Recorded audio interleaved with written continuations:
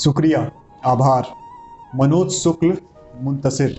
हमें जगाने के लिए, हमें बताने के लिए, हमें सोते से उठाने के लिए, नई पीढ़ी को सच्चा इतिहास बताने के लिए, बड़ी मेहनत, त्याग, तपस्या और लगन से बना बनाया कैरियर हमें जगाने के लिए कुर्बान कर देने वाले मनोज शुक्ल मुंतशिर, तुम्हारा अभिनंदन।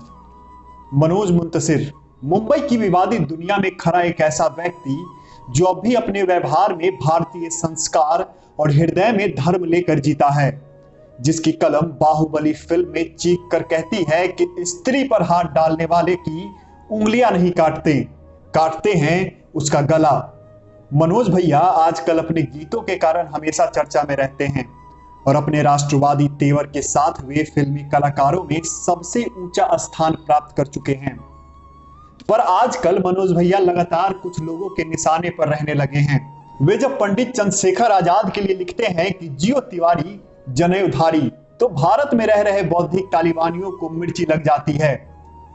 अभी 2 दिन पहले जब उन्होंने अकबर के लिए गढ़े गए झूठे सम्मान के विरुद्ध बोलते हुए उसे आतंकी चरित्र की व्याख्या कर दी, तो फिर वे निशाने पे आ गए।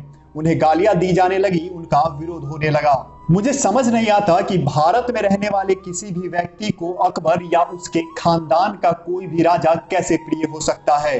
बाबर, जहांगीर, शाहजहां, औरंगजेब आदि ने भारत की आम जनता को किस तरह लूटा, किस तरह लाखों लाख लोगों को क्रूरता के साथ मौत के घाट उतारा, किस तरह हजारों स्त्रियों को नोचा, यह क्या बताने की चीज है। किस तरह इन लुटेरे ने हमारे मंदिरें तोड़े, मूर्तियां खंडित की, यह कौन नहीं जानता। इतिहास के पन्ने में इन क्रूर आतंकियों की कहानी चीख चीख कर बताते हैं। और अकबर, जिसके जजिया हटाने की चर्चा तो होती है पर दोबारा जजिया लगाने की चर्चा नहीं होती, वह महान हो गया जिसके कारण सन 1567 ईस्वी में महारानी फूल कुंवर के साथ चित्तौड़ की हजारी देवियों ने जीवित ही अग्नि में समाधि लेनी पड़ी थी। वह महान है जिसे 1 महीने तक चित्तौड़ के आम लोगों को लूटने, उन्हें मारने और स्त्रियों का बलात्कार करने की खुली छूट अपने बर्बर सैनिकों के दी, वह महान था। चित्तौड़ में अकबर के आदेश से सेना के बाद 25,000 आम नागरिकों की हत्या की गई थी। यह कौन सा पैमाना है जो आम नागरिकों को गाजर मूली की तरह कटवाने वाले क्रूर अकबर को महान सिद्ध करता है। वह अकबर जिसने अपने झूठे घमंड में अपनी बेटियों आराम बानू, सकर्रुस आदि का विवाह तक नहीं होने दिया कि उसकी प्रतिष्ठा चल जाएगी, उसे किस तर्क के बल पर महान कहा जाता है। मनोज मुंतशिर ने कोई भी ऐसी बात नहीं की जो प्रामाणिक तथ्य न हो।